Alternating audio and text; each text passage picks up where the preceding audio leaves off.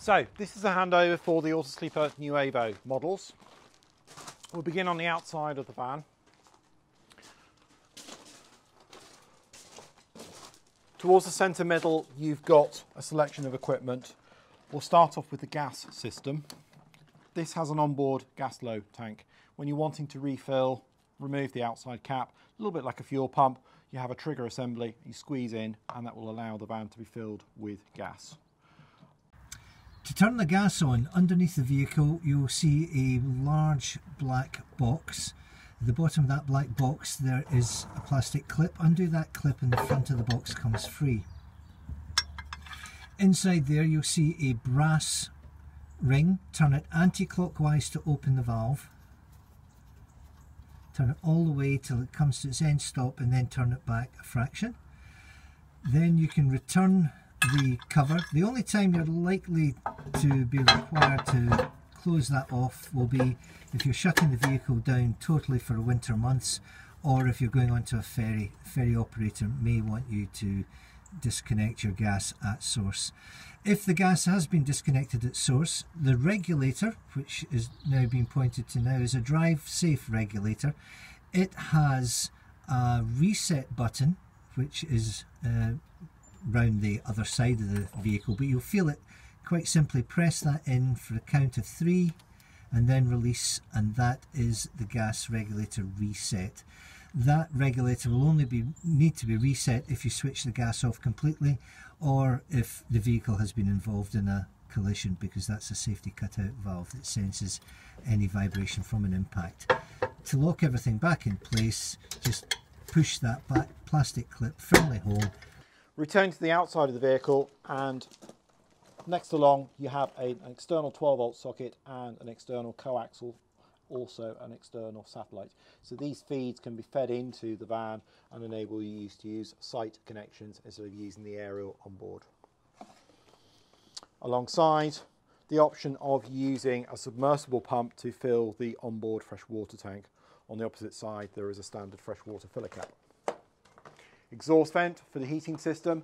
The heating system is being used on gas. You may see a condensation plume coming off of that. It's perfectly normal. And we come to your mains cable. So mains hook up.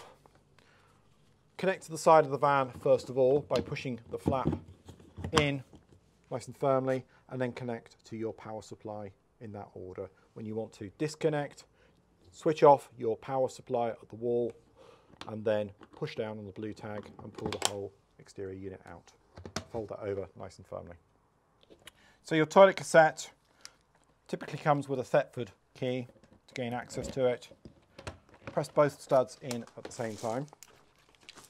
The cassette is removable by you lifting up the blue flap at the base, sliding the whole body of the cassette towards you. If there's any resistance, don't force it. Go back inside and make sure that the blade on the toilet is shut properly.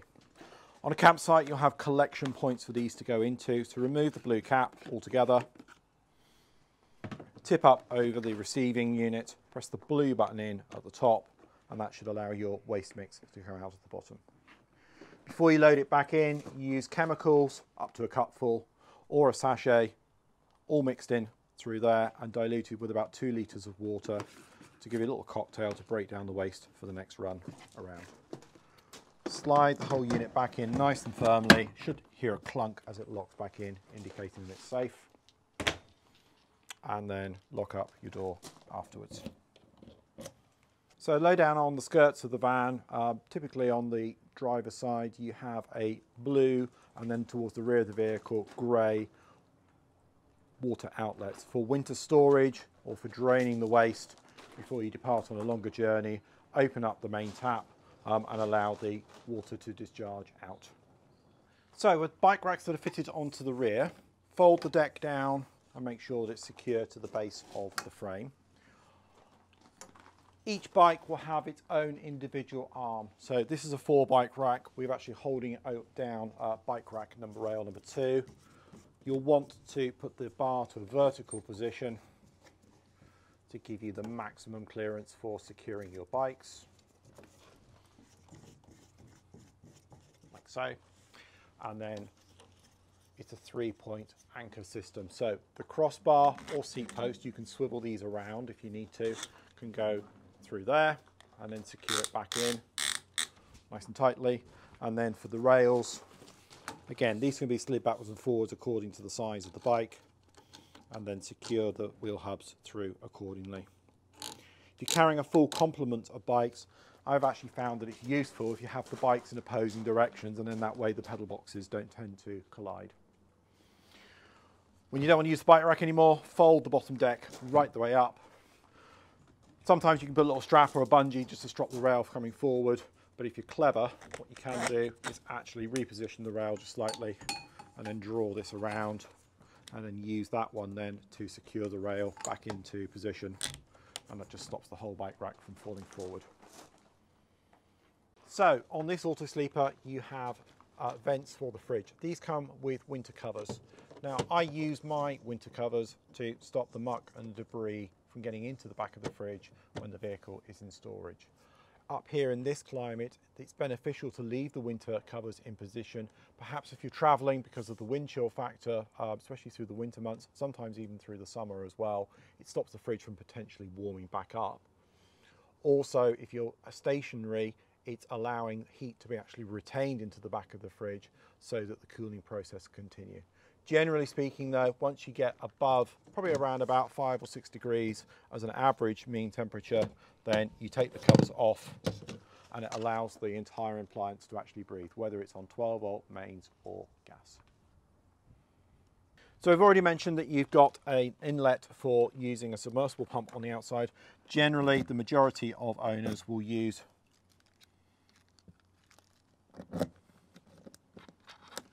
the filler cap on the outside and just use a hose pipe. Most caravan sites only give you a tap. They expect you to have your own water hose with you. If you're traveling long distances, I would advise that you only have a minimal amount of water in the system, so drain off before you travel. Otherwise, fill up once you get onto site, and that should give you a plentiful water supply. On this generation, it's around about 100 litres of fresh water. Alongside, you've got an external gas barbecue point. Little fitting coupling has been left in situ, ready for your use. So cut this one off, connect it to the end of your gas barbecue, and then the beveled end goes up inside of here. Turn this one on, and that allows you then to draw the gas through. Turn it back through 90 degrees when you want to shut the gas supply off. Further along, we have an external mains. So if you're plugged in onto mains, you want to use mains perhaps out underneath the awning, then you can connect up accordingly.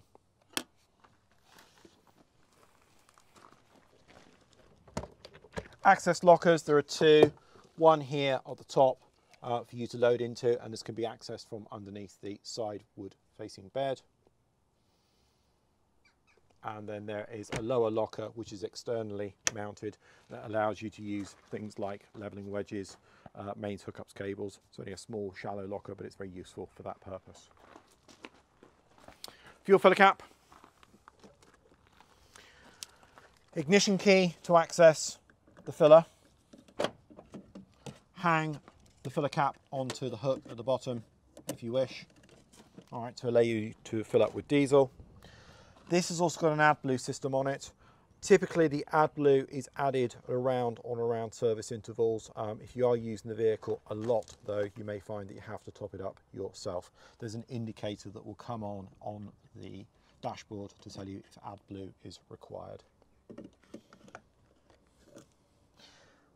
Closing this is not affected by the central locking, so even though the vehicle is locked and secured, this flap can still be opened. Inside the cab on the left-hand side, you have got your bonnet release. Very briefly, below the floor, you've got your engine battery, and then underneath the seat box, you also have your vehicle toolkit. Make sure that you remove the entire flap before you try and lift the toolkit out, otherwise you'll break the flap. So under the bonnet, center lever, pull up, put your stay into position. Over on the left hand side, you've got your screen wash position, so just pop open the cap, maybe a funnel or a spout to enable you to assist that. If you're needing to top up the brake fluid, the radiator water or the power steering fluid, you'll need to unlock these little clips so that you can gain access to that. You'll probably still need to use a funnel as well. Oil filler cap, it's fairly obvious and centrally located, but in the middle of the engine cover there is your oil dipstick. Because of the position of the engine battery, you may well find that if you do need to jump start the vehicle, that you'll need to do a couple of things. Rather than trying to connect to the battery itself, it's a little flap which you can pop up and open, and the positive of your crocodile clip can go onto that section there, and then the negative goes onto this earth bolt which is located there, and you should be able to safely jump start the vehicle.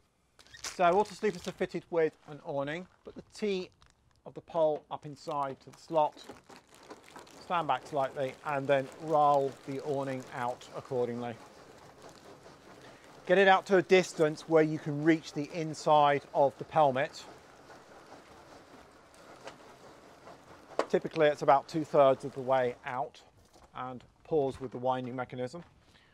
These are spring loaded, so push back on the foot plates first of all, bring the whole leg, let it fall through your fingers, let it slide down, and then secure it with the plate flat to the floor. The locking mechanism does require some effort, so just on the point that you think that it's actually going to snap or break, you should be able to then apply. It's the same story for the opposite leg. So to recap, make sure that the foot is flat, slide it down through,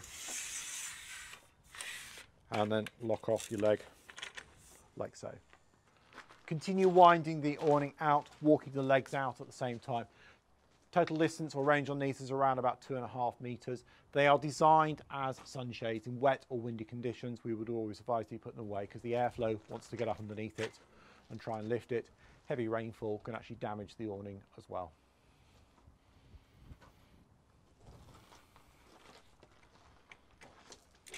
It's the reverse for putting it away. So fold your leg back in. Make sure that the foot is flat against the outside pelmet edge. Same thing on the opposite side.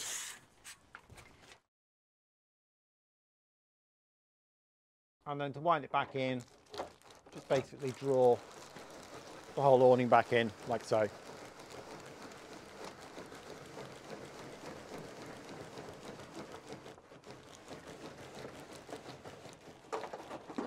Should hear a bit of a clunk when it finally goes into position. So your exterior step is controlled by you pressing your finger onto the button, and it should automatically extend, and press it again to retract. If you start the vehicle up, however, it will automatically close. So when you're setting up the water system, it's important that you draw water initially through the hot tap. Your cold water feed will come out almost instantaneously.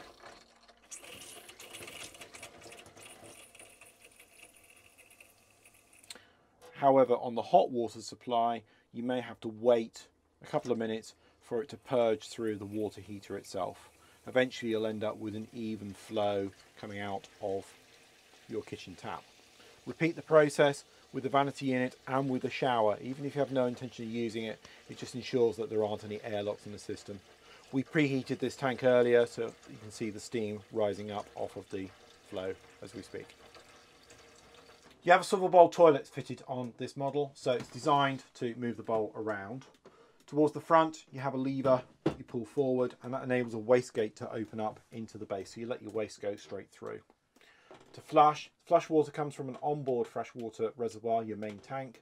Push down on the blue button, and you should see some jet of water going around the inside of the bowl, like so. Make sure that the slider is shut firmly over to stop any smells or odours, and if it's not shut properly, it will prohibit you from emptying or removing the cassette. So when you first come into your Autosleepers motorhome, above the caravan door, you've got your control panel. If it's not already illuminated, just touch the screen. However, if you press the top left-hand button, that engages and turns on your 12-volt supply. There's a series of symbols down both sides of the screen. When you're using your water pump, use the pump one there. If it's run out of water, then it will give you an indication on that one. Don't let the pump run dry. You have fresh water and wastewater level indicators. These will go up in approximately 25% increments. Press the home button at the bottom of the screen and it'll take you back to the front menu. And then you have battery level indicators, which are showing you the conditions of your leisure and vehicle batteries. If there is a solar panel fitted, then you'll get a reading showing up on this side as well. Obviously on this model there isn't one. On this side you've got your interior lights. One single master switch controls all of the 12-volt lighting inside the vehicle. You've then got separate switches on each one of those lights for that. One below is for the little interior light just inside the door, and you've got a separate one for the down on the side of the cabinet, which turns on the side lights up at the top of the airline lockers. If you press this one, and you'll see that it changes from L or V. It indicates or shows the priority for the battery charging system. So at the moment we're putting a priority charge into the vehicle battery. Perhaps if you're storing the van at home and you haven't used it for a while. Typically though, if you were plugged in onto mains, then your priority will go onto the leisure battery instead. Settings button. You can choose which battery you want to actively select, or you can put it into a smart mode. So again, this goes back to us with the natural charging of the system. Again, if there is a solar panel fitted, if it's not a retrofitted model, then you can choose which battery you want to select. You have the option of using an external pump for filling up the fresh water tank. So again, if that is selected and it's turned on, it allows water to be drawn from an external water source. Colder climates, you have insulated and heated tank heaters on both your fresh water and grey water tanks. So again, turning on, highlighting those switches engages those units if you're away in colder weather. Light switchings and all of those are on an automatic control. So again, I would probably not bother with interfering with those too much. You can set the brightness of the back of the control panel and also how long the control panel stays on for before it fades to black. Your date and time adjustment, obviously for today's date, just in case the battery power is completely disconnected. And then instead of using your iNet control for the water heating, room heating system, you can use on this particular model the Sargent unit to feed into that instead. It really depends on which system you prefer using. The advantage with the iNet one is you can use it off of your smartphone instead. But the gist of it is you can actually change over which power source you're using, whether it's electric, gas, or a combination of both. And then you can set up timer settings and also water and room temperature settings to create an ambient or water heating system within the van itself. We're back to the power settings control, so we go back to the home screen, and at the top you can see your exterior and interior temperatures, and then current humidity, and indicating the fact that we're plugged into the mains as well.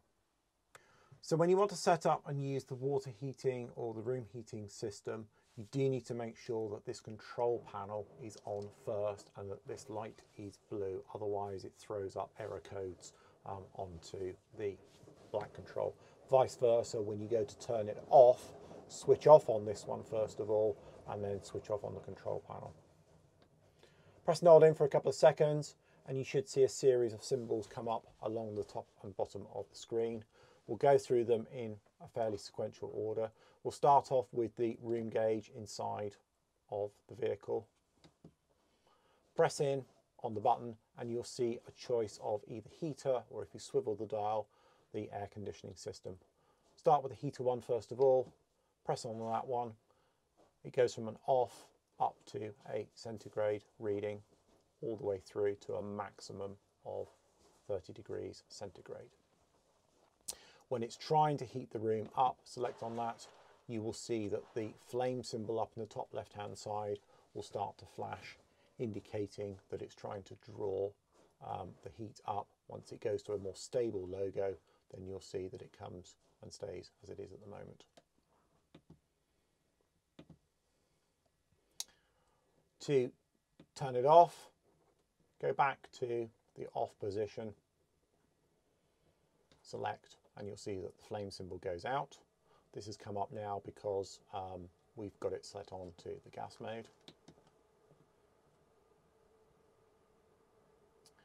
If you want to run it onto the air conditioning system, press it in on the AC, and again you can set it to vent, which it will just recirculate the airflow, or you can put it into cooling down and then choose the temperature setting that you want the ambient control to run to. All right, so the minimum that you can cool the van to is 16 degrees centigrade.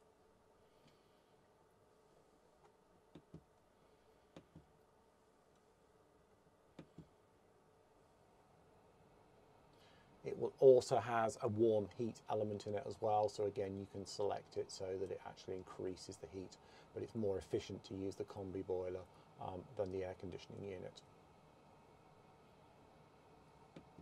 We'll take it out of vent mode by rolling it back to the off position, and you'll hear that the unit then cuts out. With the water system, make sure that you've got water purged through the entire appliance. Make sure that that drain valve is closed on the water heater as well. When you go onto the water one, again go from the off. There's an eco mode which will keep the water at around about 40 degrees centigrade. You can take it up to a hot mode, which will tend to take the water temperature up to around about 60 degrees centigrade. There's a boost mode where it will basically take the water temperature from a warm setting up to a high setting, but over an interval period, so usually around about 20 or 30 minutes or so, and then it will restore back to the eco mode. So if you really want to have a shower, for example. Again, if you don't want to use it, put it back into the off position. Typically, if you are on mains hookup, you would use the electric 1 or electric 2. They are approximately a 900 and 1800 watt electric elements. Where it's permitted on mains hookup, try and go for the higher setting. You may find that certain sites, some of the smaller, more basic sites, are restricted as to what level you can go to, and therefore you'll cause the site post itself to trip out if you've got too many appliances on inside. If you use it on electric 1, it is only a 900 watt setting, so obviously it will take longer for water heating or room heating to occur. If you're wild camping, then you only have the option of using it on the gas, right? And that's where it will draw its supply through from. If you are able to do so, if you're perhaps on a weaker main amperage site, or if it's exceptionally cold weather and you're able to do so, then you can actually combine both the electric and the gas simultaneously in that fashion. You can use the combi boiler as a recirculating fan instead of the air conditioning.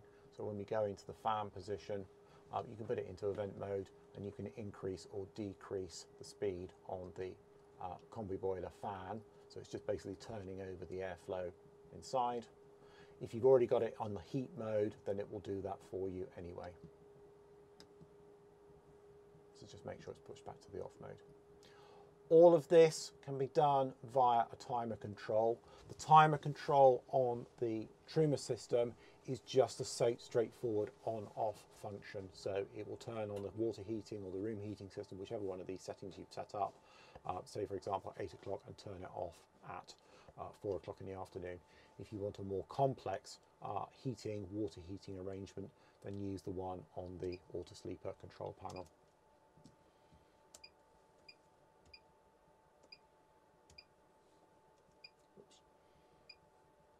All right, and you can then set up different functions and controls within that, all right, for either heating or for hot water over different intervals or periods. A little bit, it's the same way that you would do with a domestic heating system.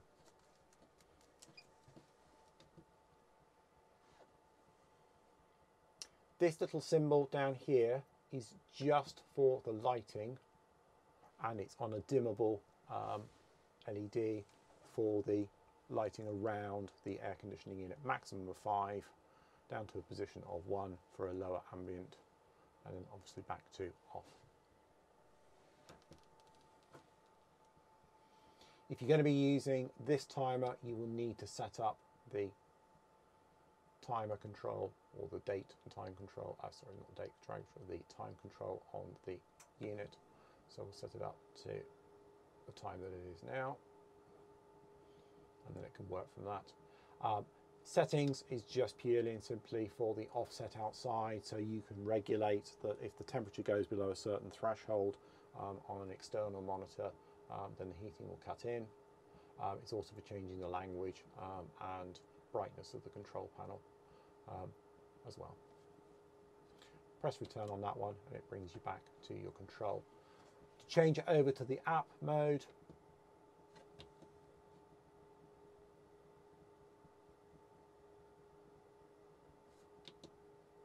pressing on the button and it should come back onto the app. Hold it in for a couple of seconds and you should see the app symbol. If you want to turn the control panel off completely, press and hold on it for a few more seconds and you'll see the off word appear. So your Thetford fridge, to turn the appliance on and off, use the raised square on the left hand side, press and hold in for a couple of seconds and all of the characters light up. There's two touchscreen squares. Touchscreen square number 1 enables you to choose between the different settings. This is a three-way application, so there is a mains application, a battery application for when the vehicle is being driven, and then a gas application when you are stationary and you are wild camping. Fourth application that's available is referred to as A Auto. The fridge intelligently selects which is the strongest power source available to it and opts to use that source. After a few seconds the screen will go blank. That's perfectly normal. If you look very closely at the inside of the square there, you may well see a small blue light indicating that it's on. If the blue light is constant, the fridge is running on an application. If it begins to flash, then it suggests that there might be a fault. So changing over the settings, fairly straightforward. You'd use the 12 volt when you're traveling from A to B. All it does is maintain the temperature within the fridge. It's not there to act as any cooling. So if you set up the appliance the night before you travel, make sure that the ground that you're on is nice and level, or the vehicle itself is nice and level so that the fridge will work to its efficiency, and then begin cooling the fridge down. When you set up and start up the engine, the alternator provides a feed through to the fridge, which then sustains that temperature for the duration of your journey. You arrive on campsite and you may well plug back into the mains, for example, or if you were wild camping, then you would set it up onto the gas. The other illustration is for the output. So the more of these white cubes that are lit up, the colder the fridge will become. This time of year, you probably find that you're using it on the 2 or the 3. As we go into an English summer, possibly 3 or 4, perhaps on a continental summer, you may find that you're using it on the 5th setting. They don't have a temperature setting code to them. It's down to the ambient heat that's available to you outside. When you finish using the appliance, press and hold on the button for a few seconds and actually make the control panel go blank. And you'll see that there's no indicator light at the top of the switch. And then for storage, just inside the fridge door, there's a little latch which you can pull forward and it just tucks up underneath. And that enables then the fridge door to space off so that you get less mildew build up inside. So you have a gas oven and hob which has one mains electric hot plate. The mains hot plate will only work if you are stationary and plugged into the national grid. At the base of the cooker on the back, on the left hand side, you will see that there is a power socket with a switch onto it.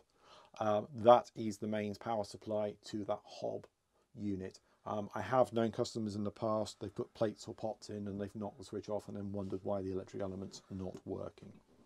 So for the gas hob to work, use the igniter, which is over on the right hand side, select the burner that you want to use, press and hold it up for a couple of seconds and it will light up.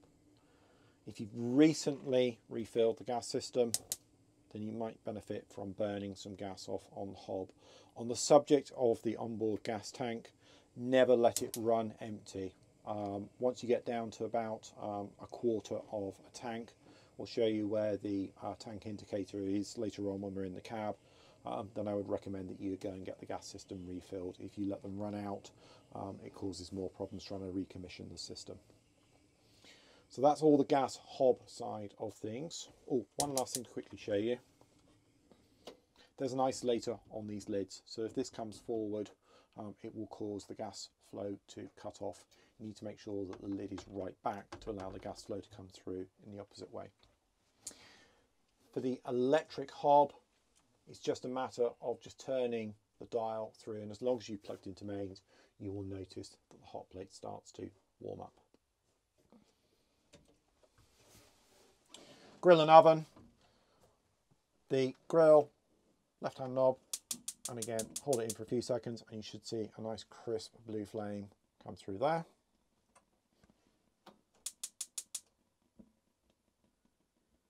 Like so.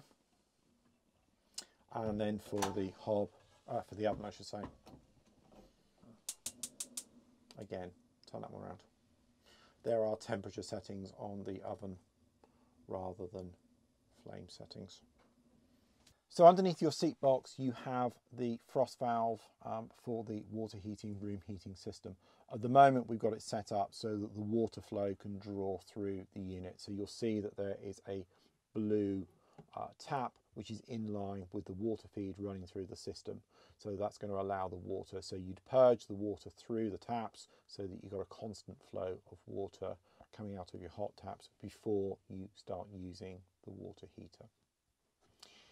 Manually, you can turn it through 90 degrees and it will allow the content of the water heater to discharge. You would do that if you were setting up for winter storage, for example, where you're not going to be using the van for a long period of time. It's beneficial to do it during the summer just to stop the water within the system from stagnating. When you're draining the water heater off, it's very important that you open all of the interior taps. So leave the water pump switched off, open the taps on the kitchen sink, the vanity unit and the shower to allow the airflow to go all the way back through the pipe work and drain off. To recommission the valve, you need to do two things. You need to first of all turn it back through 90 degrees, it can go in either direction, and then at the base of the unit there is a small blue stud which just pops out. Press that one back in and then you should be able to refill the unit. These are thermostatically set. So in the event of the air temperature in here going below 2 degrees centigrade, this valve will automatically open. Don't rely on that for your draining system if you're careless or if you forget to drain the water system off, because there's still other parts of the van that are vulnerable to freezing. The reset point on this one is about 8 degrees plus. All right, so when you turn this one back in, if you find that the blue button isn't going back in, what I would suggest is actually warming up the van. So maybe put the room heater on only rather than the water heating system on. Leave it for about half an hour or so. There's a bit of heat, latent heat, which runs around inside this, and it should enable you then to reset that valve switch and then obviously repurge the water heater back through. You can run the heater without water, but having water in it, I would advise, is beneficial to the unit. It stops the unit from overheating. You can tend to run it for a longer period of time. So there are a couple of control panels also underneath this seat box. The EC700 one is connected to all of the 12 volt and main supply within the van. At the moment we've got it in an on position, so there's a system shutdown button. All right, that button is depressed at the moment, meaning that it's actually on. If you turn off here, you shut off all of the 12 volt supply within the van. It will isolate the step if the step has been left out. It prevents the step from being drawn back in. If you set off and drive the vehicle, there is no longer a relationship between the engine battery and the leisure battery as far as recharging. So always whenever you want to use the 12 volt system, whether you're plugged into mains or not, this needs to be switched on. And you'll hear the control panel bleep back into life when you do so. Behind the first smoke screen, you have your interior fuses. You'll need to refer to the Autosleepers handbook for a definition of which fuse is which. They are numbered along the bottom rows, just out of line of the camera positioning at the moment. But in essence, they are the interior fuses for the lights, the water pumps, igniters, so on and so forth. The numbering just shown there. On the opposite side, you have your mains control switches. These are the MCB and RCD switches for the main supply. It's preferable to start with all of the RC and MCB switches switched off. Connect to the side of your van first of all, and then connect to the power supply that you're going to be using. To test the circuit to make sure that it's safe to use, lift up the end switch, press the test button, and it should immediately trip out, indicating that the main supply that's coming into the van is safe for you to use. In the event of a failure, in the event of a fault, this switch will always trip out. Turn it back on, and then you can then bring up the remaining MCB switches, and these are connected to your power sockets, the main supply to the water heater, battery chargers, so on and so forth, fridge as well. If you are not plugged into mains, your mains power supply will not work. So if you try and use one of the 3-pin plugs, or try and use the microwave perhaps, if you are in a lay-by for example, they won't work unless you've actually physically connected to the mains supply. It might be that if you're traveling to the continent, when you turn on and set up your main supply, you may see a red light come on here, referring to reverse polarity. Sometimes some continental posts are round the other way. Take advice on what the best steps are to overcome that.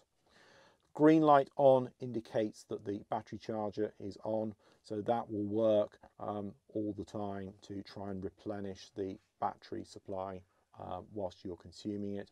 It has its own self-regulator built into it, so it will work in conjunction with your appliance use and your 12-volt use, cutting in and cutting out whenever necessary, as long as you are plugged into the main supply. Whenever you are plugged in, you're also able to use your water heater or your room heating system. If this is switched off, it'll throw up an error code on the control panel, because the control system will only be able to work on gas. So always make sure that if you are plugged into mains, that both that green and that amber light are switched on. The little fuse board at the back is purely, I describe it as the link between the cab and the rear of the vehicle. So if there are power supply which comes from the alternator through to the fridge, for example, there's a power supply which comes from the vehicle battery, so that you can access the vehicle battery if you need to in an emergency, but it also acts as the linking bridge between the alternator and the leisure battery as well. So on the 4-berth models, you have a folding bunk deck which comes down. You can fold things up and you can stash things behind it. It's safe enough to travel.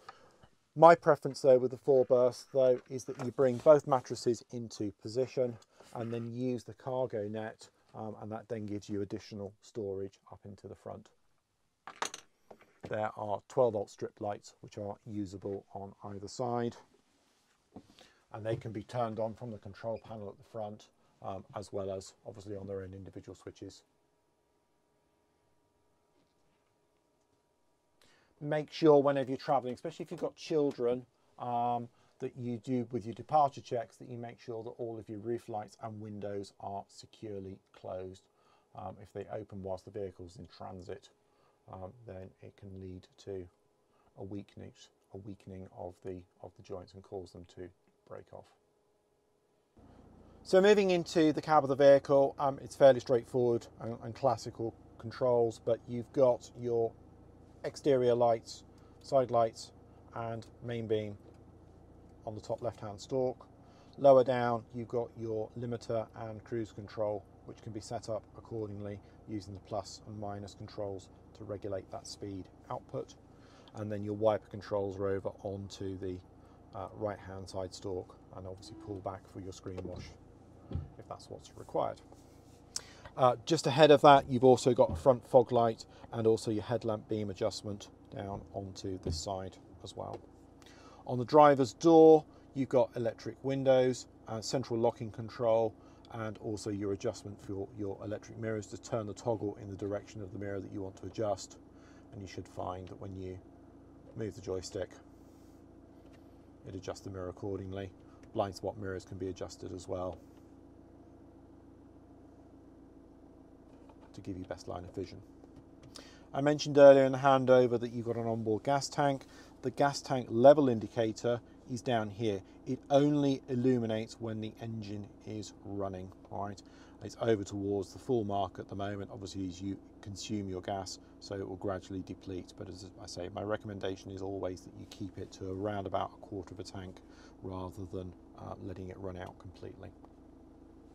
Steering wheel controls are all tied into the radio unit, so you have controls on here for telephone, for Bluetooth, as well as your volume controls as well.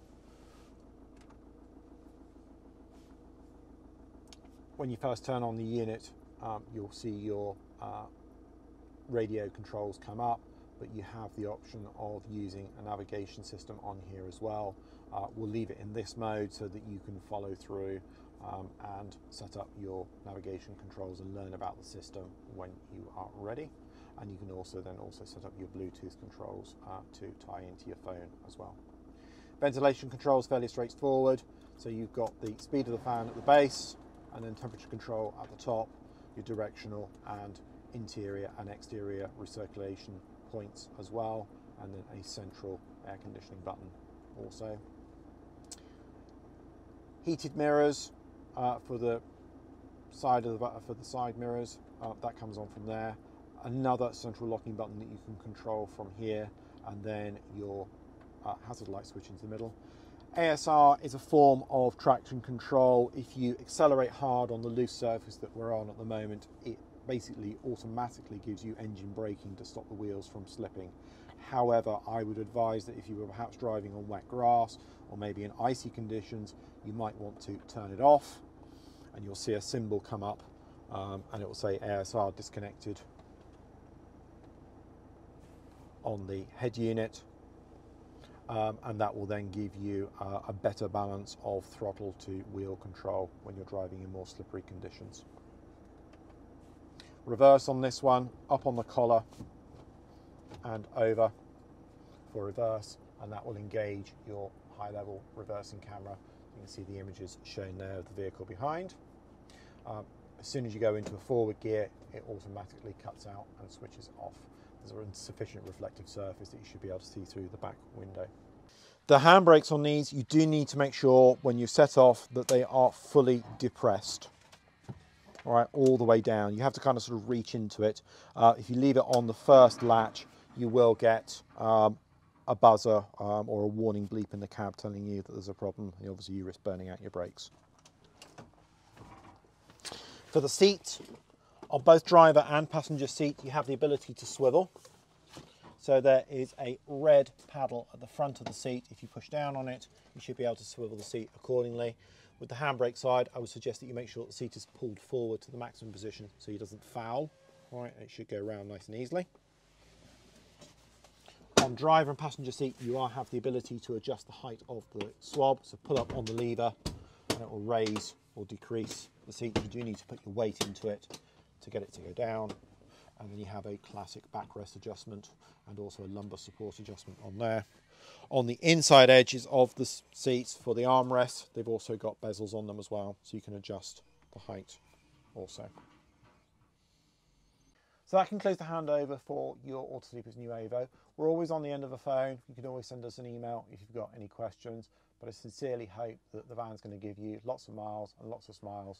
So on behalf of Highland Camper Vans, drive, park, relax.